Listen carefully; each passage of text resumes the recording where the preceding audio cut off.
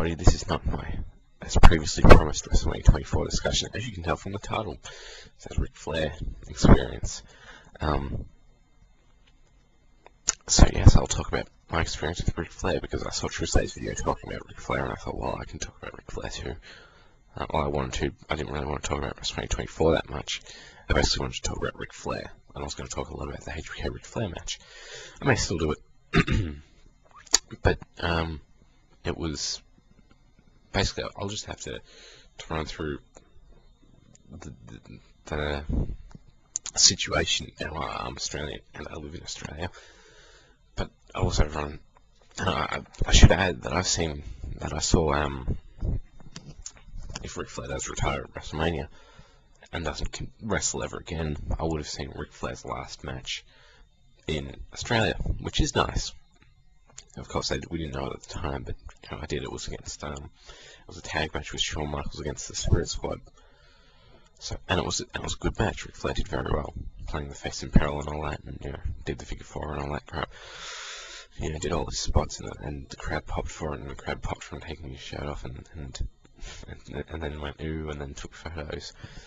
But yeah, I'll run through what happened. I was over I'd gone over to the United States a few months earlier for holidays, and I was with somebody I knew, somebody I care about, a friend or a close friend, and I was staying with them, and it was funny because I hated flying, and on the way over there, just about everything that could go wrong in flying did, except for a plane crashing or anything. I mean, just going through airports and shit, flights were delayed and all that shit.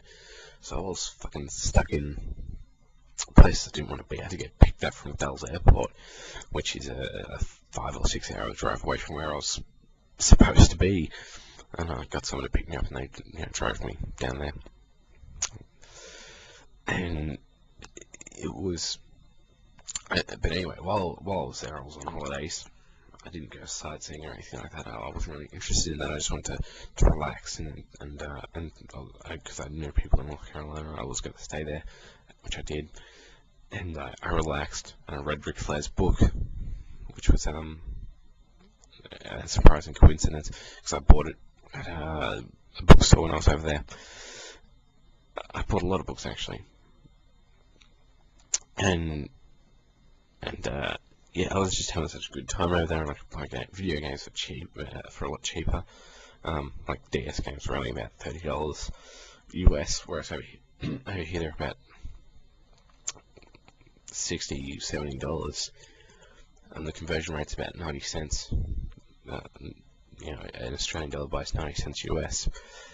So yeah, that was pretty shitty, I found. I mean, coming back here and having to pay shitloads for games, and all games over there were cheaper. Like, I got a PSP game for a friend, and it cost him $20, and over here it costs like, I think $90 or something, and I mailed it back to him. But yeah, I just had such such a fun time over there. Not just buying crap and watching movies and sitting on my ass, but with people and stuff like that. So anyway, on the way back, I was really depressed, and I was thinking, man, this is going to be the worst day of my life, because I'm leaving fucking, holidays behind, and all that shit. I'm going to be fucking going back to having to work again and shit like that. And I didn't want to do it. I wanted to stay on holidays, but I didn't have the money to stay on holidays forever, so, and I was going to go back, but plans changed, so... And I was just so fucking angry that day. Well, not angry, I was just really depressed, because, this was a fucking holiday, and I'd had such a good time, and I'm going to have to go back, and... when you're not on holidays, you're working, or you're doing something which causes you stress, and I was pretty relaxed at the time. I'm pretty relaxed right now. That's only because I'm sick slightly. But yeah, and I knew on the way back every flow was going to be delayed, and all that bullshit, and it was going to just cause a whole bunch of crap, and I was going to have to reschedule shit and all that stuff. And it gets me angry just thinking about it. But anyway, I thought, hopefully my flight will be on time. Went to the airport, sitting in the gate or whatever, waiting for my flight. Then the lady came over the speakers and said, that flight's going to be delayed by 2 hours. Yeah, I think it was 2 hours. And I just went, shit, that's... I knew it was going to happen, so I got out my DS, which, as I previously mentioned, I have. And I was playing Mario or something. No, Sonic. I was playing Sonic. And then my battery just went flat, and I went, shit. Well, they've gone flat already, which means I'm going to be fucking stuck flying for 60 hours or something, or in airports or planes for 60 hours, and I'm not going to have my DS, so I started listening to my iPod, and eventually I realised there was no point, because everything around me in the airport was so fucking loud I couldn't hear it anyway, no matter how loud I turned it up. Looked across from me and I said, that guy looks like Ric Flair. That's pretty cool. And Ric Flair at that time wasn't wrestling in the WWE. I mean, he was there, he was just taking a bit of a break, I believe, or something like that. And that's when, no, it can't be him. Got a book out, started reading. The Tommy Knockers by Stephen King, actually. And I was reading, and I just looked up again, and I went, nah, that fucking looks like him. Put my glasses on. Like that. Like so. I don't need them. It just helps me see long distance shit. And I went, holy shit, that is him. And you know, he got up and he was standing around for a bit, and his flight wasn't going to be leaving for a couple, I believe a couple hours, same as me.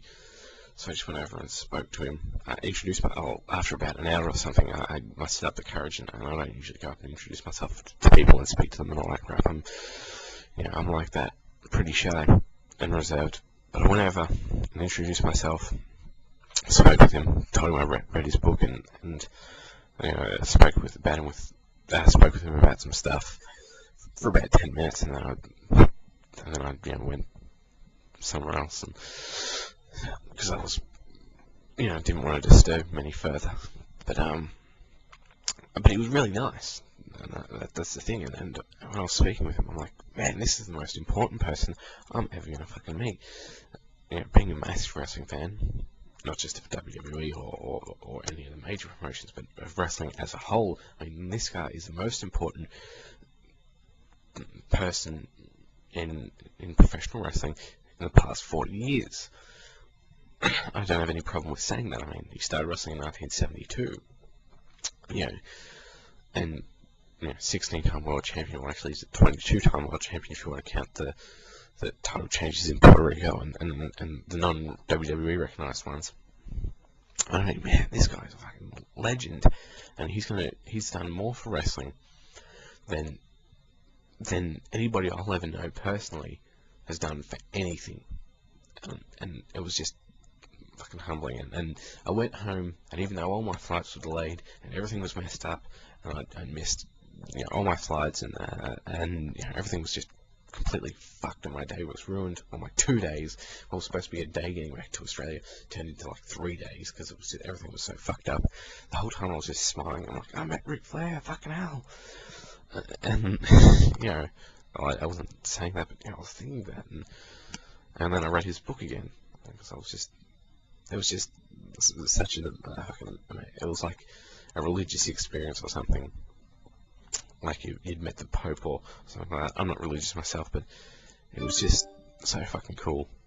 And I'll never forget it, even though it was only like 10 minutes. I only spoke to him for 10 minutes, but it was just one-on-one personal, and there wasn't anybody. I wasn't in the line waiting to get an autograph or anything like that. It was just amazing. Anyway, I've wasted your time long enough.